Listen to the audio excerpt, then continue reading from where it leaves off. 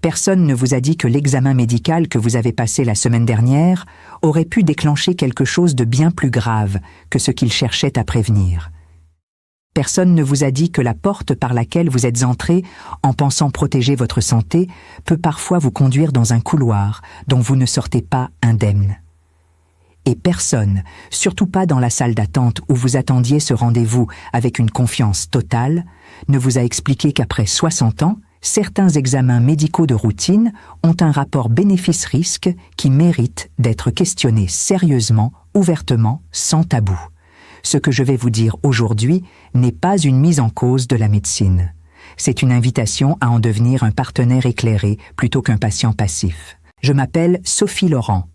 Je suis médecin, diplômée de l'Université Paris-Descartes, et depuis 15 ans, j'accompagne des hommes et des femmes de plus de 60 ans dans leur rapport à la santé. Dans ma pratique, j'ai vu des personnes en pleine forme être entraînées dans des spirales médicales qu'un peu plus d'informations en amont auraient pu éviter. Et j'ai vu, à l'inverse, des personnes retrouver leur sérénité et leur qualité de vie simplement en comprenant ce que leur corps traverse vraiment et en apprenant à poser les bonnes questions. C'est pour ça que je suis là. Pas pour vous faire peur, pas pour vous décourager de consulter, mais pour vous donner quelque chose que la médecine donne encore trop rarement à ses patients après 60 ans, une information complète, équilibrée et respectueuse de votre intelligence. Alors installez-vous. Ce que nous allons traverser ensemble mérite votre pleine présence. Commençons par quelque chose que je veux vous demander de considérer franchement. Quand votre médecin vous prescrit un examen, posez-vous cette question, pas devant lui, mais dans votre tête, avant d'accepter. Si cet examen trouve quelque chose, qu'est-ce qui changera concrètement dans ma vie? Qu'est-ce qu'on fera de cette information? Est-ce que le traitement qui suivra sera plus bénéfique que le risque de l'examen lui-même? Cette question, je l'appelle la question pivot. Et elle change tout, parce qu'elle vous replace au centre de votre propre santé. Elle vous rappelle que vous n'êtes pas un assemblage d'organes à surveiller, mais une personne avec une histoire, des priorités, une espérance de vie, des valeurs. Après 60 ans, le corps vieillit. C'est une réalité biologique, pas une catastrophe. Et ce vieillissement produit des changements que l'on peut voir à l'imagerie, à la biologie, dans les chiffres d'un bilan sanguin. Des changements qui sont souvent normaux, attendus, et qui n'ont pas nécessairement de conséquences sur votre santé fonctionnelle ni sur votre espérance de vie. Mais quand on les détecte par des examens de routine, ils peuvent déclencher une cascade de décisions médicales dont chacune comporte ses propres risques. C'est ce que les médecins appellent le surdiagnostic. Et c'est l'un des problèmes les plus sérieux, les moins discutés et les plus fréquents dans la médecine des personnes âgées aujourd'hui. Permettez-moi de vous expliquer concrètement ce que cela signifie, à travers plusieurs exemples tirés de ma pratique et de la littérature médicale internationale. Commençons par la densitométrie osseuse, cet examen rapide et indolore qui mesure la densité de vos os pour dépister l'ostéoporose. En théorie, c'est une idée raisonnable. Les fractures osseuses chez les seniors sont sérieuses et les prévenir est un objectif médical légitime. Mais voilà ce qu'on ne vous dit pas toujours. Après 70 ans, la perte de densité osseuse est un phénomène biologique universel. Elle touche tout le monde, à des degrés variables. C'est aussi normal que la diminution progressive de l'élasticité de la peau ou le changement de pigmentation des cheveux. Ce n'est pas une maladie, c'est le vieillissement. Or, lorsque le résultat d'une densitométrie montre une densité osseuse inférieure à la norme, une norme établie sur la base d'une jeune femme de 30 ans, ce que l'on appelle un T-score négatif, la réaction médicale habituelle est de prescrire des médicaments spécifiques de renforcement osseux. Ces médicaments ont des indications réelles et précieuses pour des personnes présentant un risque fracturaire élevé, notamment celles qui ont déjà eu des fractures de fragilité, qui prennent des corticoïdes au long cours ou qui ont des facteurs de risque cumulés. Pour ces personnes, le rapport bénéfice-risque peut être clairement favorable. Mais pour une personne de 75 ans, sans antécédent de fracture, sans facteur de risque particulier, qui a simplement une densitométrie basse parce que ses os ont vieilli normalement, la question mérite d'être posée autrement. Les données cliniques disponibles sur les bénéfices de ces traitements dans cette population spécifique montrent des effets qui peuvent être modestes sur la réduction du risque fracturaire absolu. Et ces médicaments ont des effets secondaires qui ne sont pas négligeables, notamment des troubles digestifs importants, des douleurs musculaires et articulaires, et dans des cas rares mais documentés, des complications osseuses paradoxales qui surviennent justement dans des zones non habituelles. Ce que je dis ici n'est pas que ces médicaments sont dangereux de façon générale. Je dis que leur prescription doit être précédée d'une évaluation individualisée du risque réel, et pas seulement d'une lecture de chiffres sur un compte-rendu d'imagerie. Et surtout, ce que je vois trop peu dans les consultations, c'est la discussion sur les approches non médicamenteuses qui ont un impact réel et documenté sur la solidité osseuse et, surtout, sur le risque de chute qui est le véritable déterminant du risque fracturaire. L'exercice physique avec résistance, c'est-à-dire des activités qui impliquent même de soulever, de porter, de se lever, de marcher sur des terrains variés, stimule directement la formation osseuse. L'équilibre, travaillé par des exercices spécifiques, par le tai chi, par le yoga adapté, réduit le risque de chute qui est la cause directe de la grande majorité des fractures graves. La vitamine D, dont la carence est extrêmement fréquente après 60 ans, est indispensable à l'absorption du calcium et à la santé musculaire. Et le calcium alimentaire, apporté par une alimentation variée incluant des produits laitiers si vous les tolérez, des légumineuses, des légumes verts à feuilles, des fruits secs, est un soutien structural continu. Avant toute densitométrie et a fortiori avant tout traitement, la question devrait être « Quel est votre risque réel de chuter et de vous fracturer ?» compte tenu de votre mobilité, de votre environnement, de vos antécédents, de votre état nutritionnel. Et c'est à partir de cette évaluation globale que les décisions devraient se prendre. Passons maintenant à un autre examen que je vois très souvent prescrit après 60 ans dans un contexte de plainte cognitive légère. L'imagerie cérébrale, et plus particulièrement l'IRM du cerveau. Vous oubliez parfois le nom d'un voisin. Vous avez l'impression que les mots arrivent moins vite qu'avant. Vous vous souvenez d'avoir posé votre téléphone quelque part et vous ne retrouvez plus où. Vous en parlez à votre médecin. Il prescrit une IRM cérébrale. Cette prescription part d'une bonne intention. Explorer, rassurer, ou détecter quelque chose d'important si quelque chose d'important est là. Mais voilà ce que la littérature médicale sur ce sujet nous dit de façon très consistante.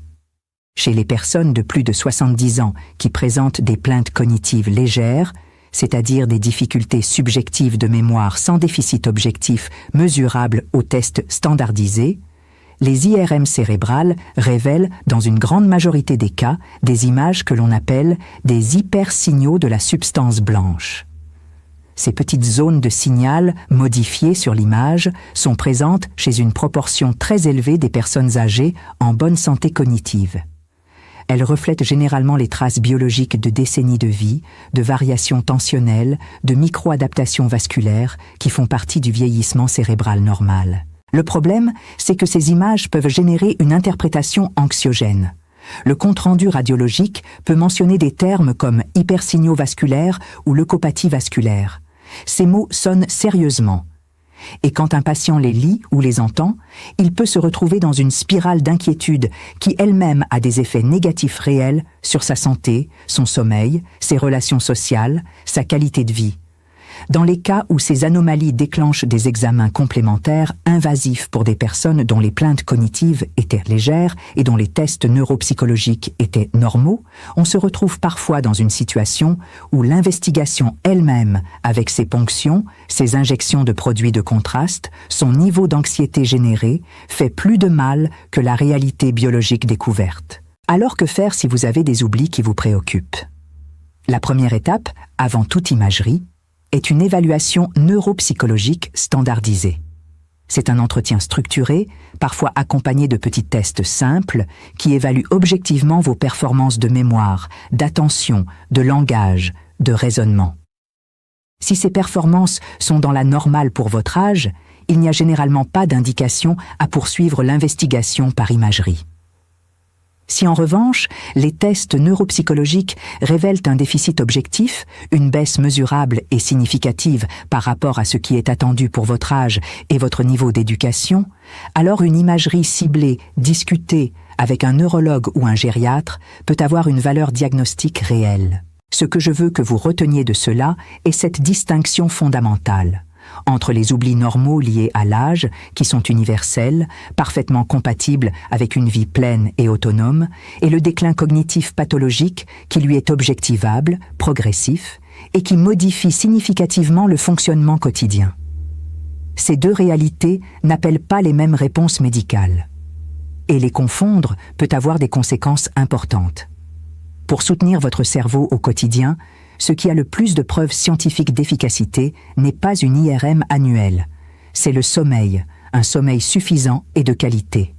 Ce sont les liens sociaux, la stimulation intellectuelle régulière, l'activité physique qui augmente l'érection cérébrale, une alimentation riche en acides gras oméga 3 et en antioxydants, et la gestion du stress chronique qui, comme nous l'avons vu dans d'autres contextes, a un impact direct sur la santé vasculaire cérébrale. Abordons maintenant un sujet qui touche beaucoup d'hommes après 60 ans et qui génère des décisions médicales aux conséquences parfois très lourdes. Je veux parler du dosage du PSA, cet examen sanguin qui mesure l'antigène prostatique spécifique et qui est très fréquemment utilisé dans le dépistage du cancer de la prostate. Le cancer de la prostate est réel. Il existe. Il peut, dans certaines formes, être agressif et sérieux. Je ne minimise pas cette réalité. Mais voici ce que la médecine sait avec une grande certitude sur le cancer de la prostate et sur le dépistage par PSA après 70 ans. La très grande majorité des cancers de la prostate détectés par une élévation du PSA chez des hommes de plus de 70 ans sont ce que les oncologues appellent des cancers cliniquement non significatifs. Ils ont une croissance si lente, si graduellement limitée, qu'ils ne causeront jamais de symptômes, ne mettront jamais la vie en danger, et que l'homme vivra avec eux sans le savoir jusqu'à une mort due à une cause complètement différente. Des études autopsiques ont montré que plus de la moitié des hommes de plus de 70 ans portent des cellules cancéreuses prostatiques dans leurs glandes sans jamais avoir présenté le moindre symptôme ni reçu le moindre diagnostic de leur vivant. Le problème du dépistage systématique par PSA dans cette population, c'est qu'il détecte ces cancers non significatifs. Et une fois détectés, il génère des biopsies de la prostate, des procédures qui ne sont pas sans risque, infections, saignements, douleurs, rétentions urinaires. Et ces biopsies, si elles confirment la présence de cellules cancéreuses, même peu agressives, peuvent mettre en marche une dynamique de traitement, chirurgie, radiothérapie, hormonothérapie, dont les effets secondaires sont souvent significatifs, incontinence urinaire, dysfonction érectile, fatigue chronique, pour un bénéfice en termes de survie qui peut être très limité, voire absent, chez les hommes de plus de 70 ans, avec un cancer de bas grade. Les organisations médicales internationales ont progressivement modifié leurs recommandations sur ce sujet. La décision de faire un PSA après 70 ans n'est plus une recommandation systématique, mais une décision partagée, qui prend en compte l'état général de santé, l'espérance de vie estimée, les préférences individuelles, et une discussion franche sur ce que l'on fera de l'information obtenue. C'est précisément cette discussion que je vous invite à avoir avec votre médecin si vous êtes un homme de plus de 70 ans et que ce dosage vous est proposé. Non pas pour refuser par principe, mais pour prendre une décision éclairée plutôt qu'automatique. Parlons maintenant d'un examen que beaucoup associent à la prévention cardiovasculaire et qui est fréquemment prescrit en cas de fatigue, d'essoufflement ou simplement dans le cadre d'un bilan de santé annuel. Le test d'effort cardiaque. Cet examen consiste à marcher sur un tapis roulant ou à pédaler sur un vélo stationnaire pendant que votre activité cardiaque est enregistrée en continu, en augmentant progressivement l'intensité de l'effort. L'objectif est de détecter une ischémie myocardique, c'est-à-dire un manque d'apport sanguin aux muscles cardiaques, qui pourrait indiquer un rétrécissement des artères coronaires. Pour des personnes présentant des symptômes cardiaques typiques, des douleurs thoraciques à l'effort, un essoufflement brutal et inexpliqué, des palpitations lors d'activités habituelles, cet examen a une valeur diagnostique réelle. Mais pour des personnes asymptomatiques, dont la fatigue est progressive et peut s'expliquer par d'autres facteurs comme une anémie légère, une carence nutritionnelle, un manque de conditions physiques, un trouble du sommeil, la valeur diagnostique du test d'effort est beaucoup plus discutable. Et ce pour une raison précise que les cardiologues connaissent bien. Dans une population de personnes âgées sans symptômes cardiaques typiques, le taux de faux positifs de ce test est élevé. Cela signifie qu'une proportion significative des tests anormaux ne correspond pas à une véritable ischémie coronaire. Ce sont des résultats qui semblent anormaux, mais qui reflètent des variations biologiques non pathologiques. Et ces faux positifs ne restent pas sans suite. Ils génèrent des examens complémentaires, des coronarographies, des angiographies, qui sont des procédures invasives comportant leurs propres risques, notamment de lésions vasculaires, de complications rénales liées aux produits de contraste, d'arythmies pendant le geste. Et ces procédures peuvent déboucher sur des poses de stents ou des chirurgies de revascularisation, dont les bénéfices en termes de survie et de qualité de vie chez des personnes asymptomatiques ne sont pas toujours démontrés. La question à se poser avant un test d'effort n'est pas simplement « puis-je faire cet examen ?», mais « que fera-t-on du résultat ?» Si je ressors avec un test anormal, est-ce que je suis prêt à aller jusqu'à la coronarographie ? Est-ce que je veux une intervention chirurgicale, si elle est proposée ? Est-ce que le risque de ces procédures est acceptable au regard de mon état de santé global, de mon autonomie, de ma qualité de vie actuelle ? Pour une fatigue progressive chez une personne de plus de 65 ans, l'investigation la plus raisonnée commence souvent par une évaluation clinique approfondie, un bilan sanguin complet, incluant hémoglobine, ferritine, thyroïde, vitamine D, vitamine B12 et une discussion sur les habitudes de vie. Ces informations permettent souvent d'identifier des causes traitables de fatigue qui n'ont rien à voir avec le cœur et qui s'améliorent considérablement avec des ajustements simples. Je veux maintenant aborder un examen dont le bénéfice entre 50 et 70 ans est bien documenté, mais dont la pertinence après 75 ans mérite une discussion nuancée. Je veux parler de la coloscopie dans le cadre du dépistage du cancer colorectal. Ce dépistage a une valeur réelle. Il sauve des vies dans la tranche d'âge pour laquelle il a été évalué et recommandé. Je ne remets pas en question sa valeur chez les personnes entre 50 et 75 ans sans facteur de risque particulier. Mais voilà où la nuance s'impose. Pour des personnes de plus de 75 ans en bonne santé générale, sans antécédents de polypes à risque, sans symptômes évocateurs comme des saignements digestifs, une perte de poids inexpliquée, des modifications persistantes du transit et qui ont déjà eu plusieurs coloscopies normales, la balance bénéfice-risque de la coloscopie de contrôle systématique se modifie. D'un côté, le cancer colorectal à cet âge peut être à croissance plus lente, son traitement peut être associé à des risques chirurgicaux plus élevés, et l'espérance de vie potentiellement limitée par d'autres pathologies peut réduire le bénéfice attendu d'une détection précoce. De l'autre côté, les risques de la procédure elle-même ne disparaissent pas avec l'âge. La préparation intestinale, ces volumes importants de laxatifs osmotiques, peut provoquer une déshydratation et des déséquilibres électrolytiques, particulièrement problématiques chez des personnes âgées dont les reins et les capacités de régulation hydrique sont moins performants. La sédation peut avoir des effets plus prolongés sur les fonctions cognitives.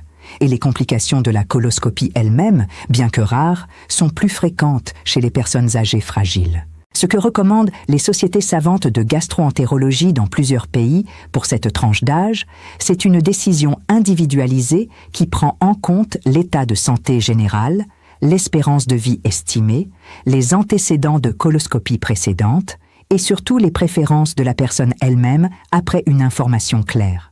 Il existe par ailleurs des alternatives moins invasives pour le dépistage du cancer colorectal, notamment des tests immunologiques sur les selles qui permettent de détecter une présence de sang occulte et donc de sélectionner les personnes pour lesquelles une coloscopie a réellement une valeur ajoutée. Ces alternatives méritent d'être discutées. Et maintenant, je veux vous parler d'une pratique que j'observe avec une inquiétude grandissante et qui illustre de façon particulièrement claire le risque du surdiagnostic chez les personnes âgées. Je veux parler des bilans corporels complets par scanner, parfois proposés dans des centres privés sous la forme de check-up de santé globale. Ces bilans, présentés comme une démarche de prévention optimale, consistent à réaliser un scanner qui balaie le corps de façon systématique de la tête aux pieds, sans symptômes particuliers, sans indication médicale ciblée, dans le but de détecter toute anomalie éventuelle avant qu'elle ne devienne problématique. L'intention est compréhensible. La peur de rater quelque chose, le désir de contrôle sur sa santé, la volonté de prévenir plutôt que de guérir. Ces motivations sont humaines et légitimes. Mais voici ce que la médecine basée sur les preuves dit de cette pratique avec une grande clarté. Un scanner corporel complet expose le corps à une dose de radiation ionisante qui est, selon les experts en radioprotection, significativement plus élevée qu'une simple radiographie. Ces radiations ne sont pas inoffensives. Elles créent des dommages à l'ADN dans les cellules qui les absorbent. La grande majorité de ces dommages sont réparés efficacement par les mécanismes de protection cellulaire, mais un pourcentage, aussi faible soit-il, peut échapper à cette réparation et constituer le point de départ de mutations cellulaires. C'est pourquoi les autorités de santé radiologique recommandent de ne recourir à l'imagerie par scanner que lorsque l'indication clinique est clairement établie et que le bénéfice attendu l'emporte sur le risque d'irradiation. Mais le problème du scanner corporel complet sans indication ne s'arrête pas là. Il y a un deuxième risque, peut-être encore plus fréquent dans la pratique réelle. Ce sont les découvertes fortuites. Un scanner qui explore tout le corps va, de façon quasi certaine, identifier des anomalies. Un nodule pulmonaire de quelques millimètres, un kyste rénal, une petite zone de calcification hépatique, une dilatation modérée d'une angiomie. La très grande majorité de ces anomalies sont bénignes, cliniquement non significatives, et n'auraient jamais eu la moindre conséquence sur la santé ni la durée de vie de la personne si elles n'avaient pas été découvertes. Mais une fois découvertes, elles doivent être investiguées. C'est le principe médical de précaution. Et cette investigation signifie des examens complémentaires, souvent d'autres scanners pour surveiller l'évolution, parfois des biopsies, parfois des consultations spécialisées en série. Chacune de ces étapes comporte ses propres risques, et chacune génère un niveau d'anxiété qui a lui-même des effets mesurables sur la qualité de vie et la santé mentale. J'ai vu, dans ma pratique, des personnes parfaitement autonomes et fonctionnelles être plongées dans une spirale d'inquiétude et d'examens à répétition à la suite d'une découverte fortuite sur un scanner de bilan, pour une anomalie qui s'est finalement révélée sans aucune conséquence clinique après plusieurs mois d'investigation. Ces mois-là avaient été marqués par l'angoisse, les déplacements, les explications à recevoir, les décisions à prendre. Ce n'est pas de la prévention. C'est du stress médical inutile. Les organisations de radiologie sérieuses sont explicites sur ce point. Les scanners corporels complets chez des personnes asymptomatiques n'ont pas de bénéfice prouvé en termes de réduction de la mortalité. Ils comportent un risque d'irradiation et un risque très élevé de découverte fortuite, générant des cascades d'investigation aux conséquences potentiellement néfastes. Si vous avez des symptômes précis, un examen ciblé sur la région ou l'organe concerné, prescrit par un médecin qui a évalué votre situation clinique, a une valeur diagnostique réelle. Mais un scanner de tout le corps, parce qu'on veut voir ce qu'il y a à l'intérieur, est une approche que je ne peux pas vous recommander. Voici ce que j'aimerais que vous reteniez de notre conversation. Non pas une méfiance envers les examens médicaux, mais une compréhension plus fine de leur utilité et de leurs limites. La médecine n'est pas une science de la certitude absolue. C'est une science des probabilités, des bénéfices mis en balance avec des risques, des décisions prises dans un contexte individuel et pas seulement sur la base de protocoles généraux.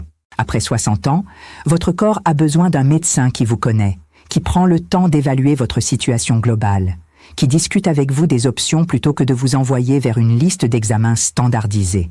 Ce médecin existe, et vous avez le droit de l'exiger. Avant chaque examen, posez ces questions. Pourquoi cet examen maintenant? Qu'est-ce que son résultat va changer concrètement dans ma prise en charge? Quels sont les risques associés à cet examen et aux investigations qui pourraient suivre? Y a-t-il une alternative moins invasive pour obtenir la même information? Et si on trouve quelque chose, est-ce qu'on traitera et avec quels bénéfices et quels risques à mon âge et dans mon état de santé actuel? Ces questions ne sont pas de l'impertinence. Ce sont les questions d'un patient acteur de sa santé. Et si votre médecin prend le temps de les répondre avec vous, vous êtes entre de bonnes mains. Si ces questions génèrent de l'irritation ou de l'impatience, c'est peut-être le signal que cette relation médicale mérite d'être repensée. La vraie prévention après 60 ans n'est pas une accumulation d'examens. C'est une vie bien vécue. C'est bouger régulièrement, pas forcément intensément, mais quotidiennement. C'est manger des aliments vrais, variés, colorés, qui nourrissent vos cellules et protègent vos vaisseaux. C'est dormir suffisamment et surveiller la qualité de ce sommeil. C'est maintenir des liens sociaux vivants, parce que l'isolement a des effets sur la santé cardiovasculaire et cognitive aussi mesurables que le tabac. C'est gérer le stress chronique par des pratiques qui vous correspondent, qu'il s'agisse de marche, de méditation, de jardinage, de musique, de prière. Et c'est surveiller, oui, surveiller régulièrement quelques marqueurs essentiels, tension artérielle, glycémie, bilan lipidique, dont les dérèglements sont silencieux mais aux conséquences sérieuses et pour lesquels des interventions médicales et des changements de mode de vie ont une efficacité clairement démontrée. Cette surveillance ciblée, personnalisée, adaptée à votre histoire et à votre profil de risque réel, c'est ça la prévention intelligente. C'est ça la médecine qui respecte à la fois la biologie et la personne. Je suis le docteur Sophie Laurent. Et si cette conversation vous a donné une seule question supplémentaire à poser lors de votre prochain rendez-vous médical, alors elle aura accompli ce pourquoi je suis là. Vous aider à vieillir en connaissance de cause, avec discernement, avec autonomie et avec la confiance tranquille de quelqu'un qui comprend ce qui se passe dans son corps et qui en est le premier gardien. Prenez soin de vous, pas à n'importe quel prix, mais au bon prix.